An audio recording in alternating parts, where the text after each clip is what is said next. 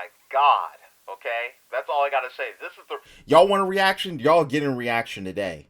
This, what he just said, hits so hard right now in 2022. As you can see, I'm in an abandoned location right here, and I need to know what is going to be safe to eat after a nuclear fallout. Matt, Pat, and team are going to answer that question for us today. Let's go ahead and get into it. We're running low on supplies. Looks like I'll have to forage for food. These intros. Are you sure you should be eating that? Ugh. I know it looks weird, but honestly, it just tastes like radioactive chicken. Matthew, it is radioactive chicken. Oh, sorry about your leg. Don't worry about it. I got plenty. Intros are always 10 out of 10. Always.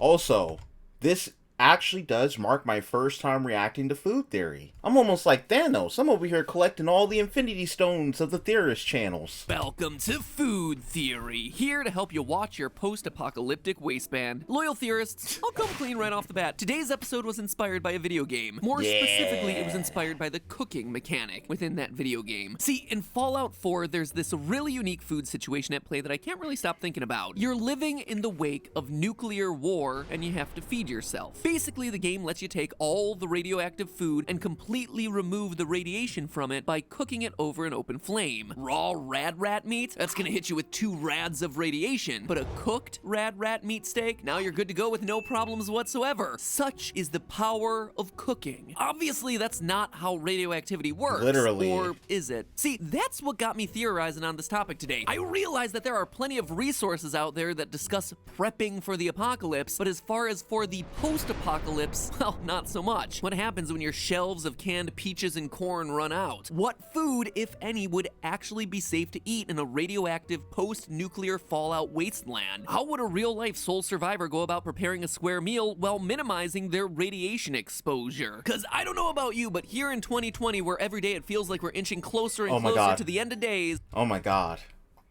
Oh my God. Oh my God. Okay? That's all I gotta say. This is the... Y'all want a reaction? Y'all getting a reaction today. This, what he just said, hits so hard right now in 2022. That's why this video exists. That's why we're reacting to this today. Although, back then when they were recording this, in 2020, he was saying that they were inching closer and closer to apocalypse. 2022, whew, boy, you have no idea, past Matt Pat. You have no idea.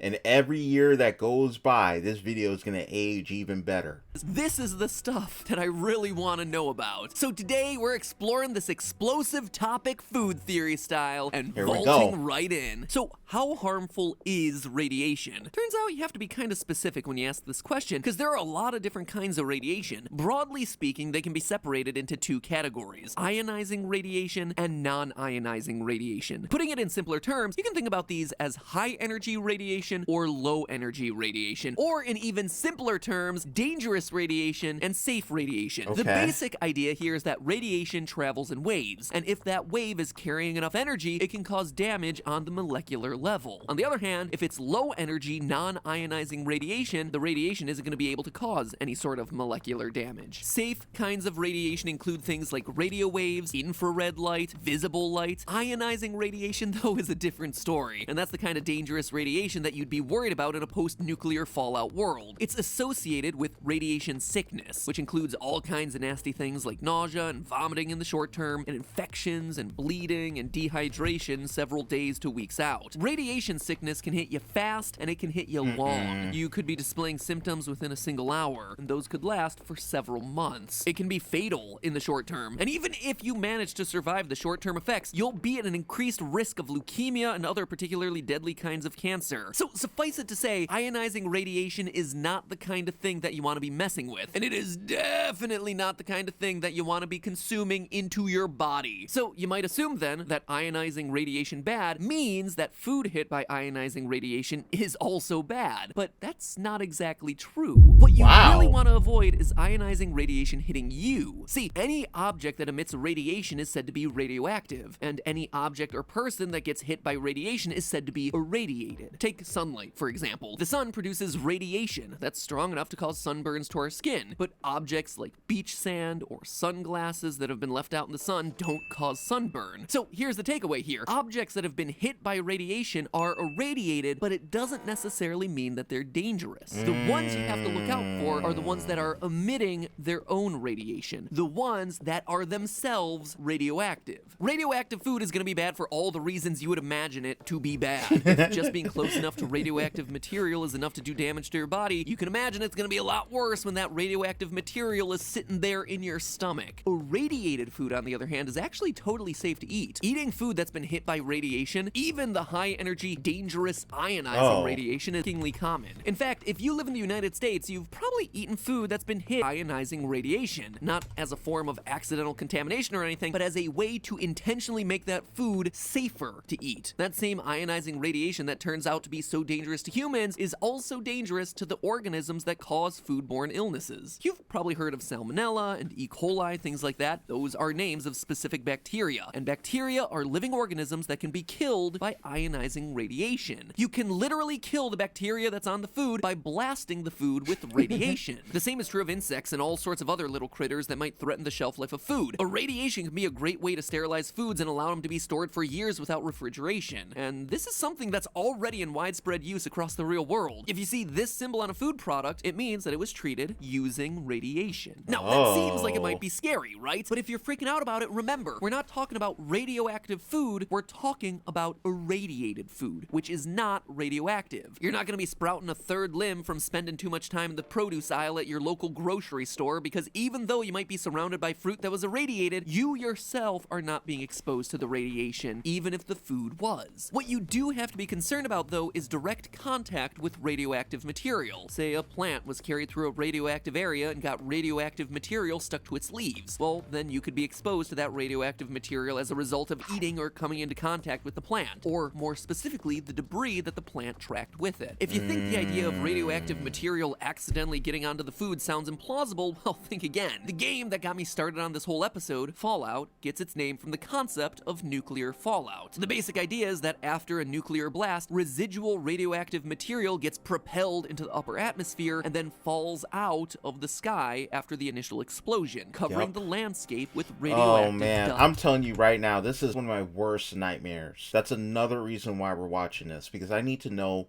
what I'm gonna do. You know what I mean? If something does happen that's similar to this, y'all all need to know what to do. And ash. And these tiny particles of radioactive dust and ash can become a big problem. Some bits of radioactive material are so small that they can slip into the crevices in your individual hairs. Yeah, your hairs have small crevices so tiny you probably can't see them, and radioactive dust can be even smaller than that. Pro tip, by the way, if you find yourself wanting to wash radioactive dust out of your hair, better bet, just shave off your head. You're not gonna be able to get it all. Hopefully your hair grows back. And unfortunately, that radioactive fallout is the stuff that you have to worry about in a post-apocalyptic wasteland. Small radioactive bits that are so small, you're probably not gonna see them. That radioactive fallout gets blasted into the air when the bombs go down, and when it comes down, it's gonna cover everything. That's why you really, really want to be in your underground bunker when the bombs go off. Even if the blast isn't close to you, you could be in danger just from the stuff that's in the air. So keep the doors locked tight until the dust literally settles. So that's probably the biggest issue for a soul survivor looking to eat and survive in the long term. Are you gonna tell us how long the dust could potentially settle depending on the blast or anything of that nature? We need to know. We need the answers, Matt. Fallout is rained down onto the soil itself. How on earth are you supposed to farm and get food? For an answer, we turn to the real world, specifically Chernobyl, the site of the infamous 1986 nuclear accident that left over 39,000 square miles contaminated with nuclear fallout. The good news, plenty of plants have had success growing in the radioactive soil. Besides natural vegetation like trees and grass, brassicas was successfully grown in the soil as well. soil. And if you think that brassicas sounds like it might be a relative of the broccoli family, yeah, you're right. I suppose it would be more accurate to say that broccoli is a part of the brassicas genus, along with things like cabbage, kale, cauliflower, Brussels sprouts, basically anything and everything you hated to eat when you were a kid, and maybe still as an adult now. If you hate that stuff, well, hashtag blame brassicas. But here's the bad news, friends. Scientists tested the plants that were grown in the radioactive soil and found that the plants contained radioactive isotopes. Oh, so there you go. could grow crops like broccoli and cabbage in radioactive soil, but you're not going to be able to eat them unless you want to get radiation sickness. Now, you might be asking yourself, wait, how is it that the Lord, that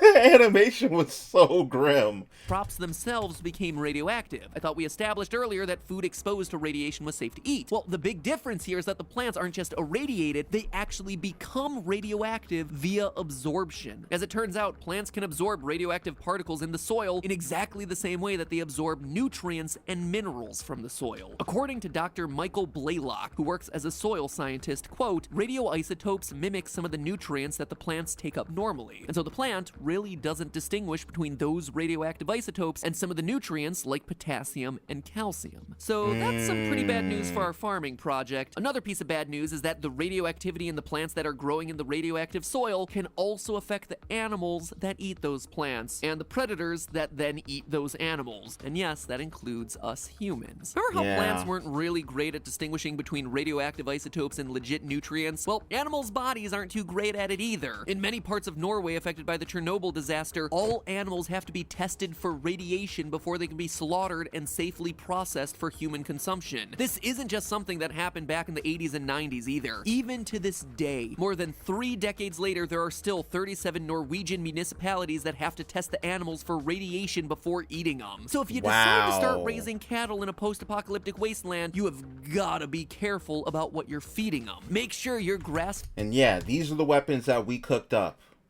We cooked up weapons that could literally wipe us all off the face of the planet. That's what we did.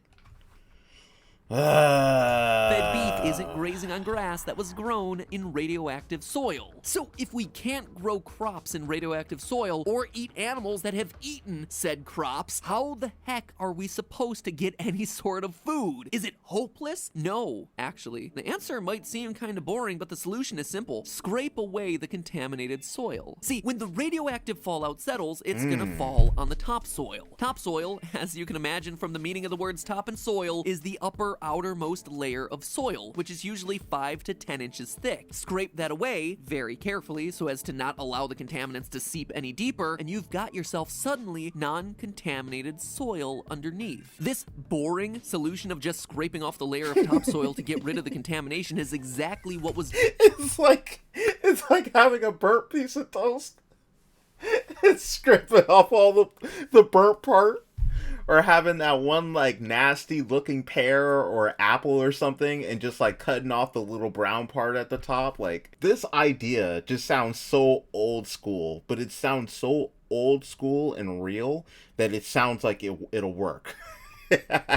You know what I mean? Like, it's very, very bare bones. It's done in Japan following the Fukushima power plant disaster of 2011. It was certainly no small task, with the amount of topsoil being removed weighing in at millions of tons. So you're gonna have to find a place to put all of that contaminated soil, but once you've got it all out of the way, literally, you've got yourself the basis for farming crops. So as a review, here's what is and isn't safe to eat in a post-apocalypse. 1. Food that was produced before the fallout. Even if it was exposed to radiation, it's safe to eat. Just make sure to wash off any potentially radioactive fallout dust that might be on it. And no, cooking radioactive food does not cause it to become unradioactive, despite what the cooking system in the Fallout games would have you believe. 2, food that was grown after the bombs dropped is only safe to eat if you know for sure that it grew in non-contaminated soil. Plants grown in radioactive soil are going to contain those radioactive isotopes that you do not want in your belly. And finally, number 3, you should probably give up on hunting wild animals, unless you could be very, very, very sure that those animals didn't eat any plants that grew in contaminated soil, which is basically impossible if the bombs are dropping everywhere. Besides, if the video game Fallout has taught me anything, you're probably going to want to save that ammunition for other uses. When you emerge from the comfort and safety of your vault, the world you know will have changed.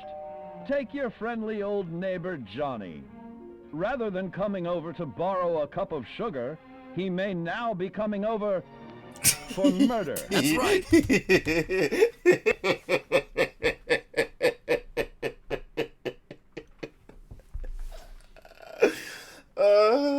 I need to. You know what I really want to do? I really want to do a video reacting to all of the Fallout cartoons and animations and skits. Some of them are actually just so genuinely hilarious, and you just wonder, why did they put so much work into it? It's worth a whole separate video. Once the word gets out that you have this amazing topsoil-free farm underway, you'll likely have plenty of dinner guests stopping by. There's no shortage of ways to die in a lawless radioactive wasteland, but survival begins with a balanced radioactive-free diet. But hey, that's just a theory. A food theory. Bon appetit. That was Matt Pat and Food Theory really answering the question of what will we do with our food during a nuclear fallout. I know it is one of the most weird things I've ever reacted to on this channel, but I just felt like it's important to be aware of what we could be potentially dealing with. I thought that this was incredibly interesting, and I really want to watch more food theories, and I want to watch more theories in general on the channel from Matt, Pat, and teams. What did y'all think of this food theory? Let me know in the comment section below, and recommend other theories for me to check out on the channel. Thank you very much for watching this with me. I appreciate you all being here. I will see everyone in the next video. Peace.